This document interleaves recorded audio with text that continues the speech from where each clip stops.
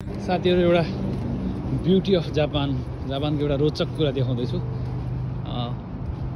यहाँनिर बाटो छ हैन, यो बाटो भयो माथि ओसाका हाइवे हो, यो क्योतो ओसाका जोड्ने हाइवे।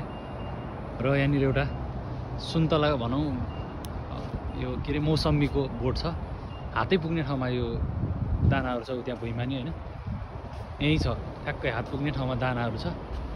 तर यो यहाँको मान्छेहरू यो टिपेर खाँदैन क्या, कुहिएर झर्छ हैन।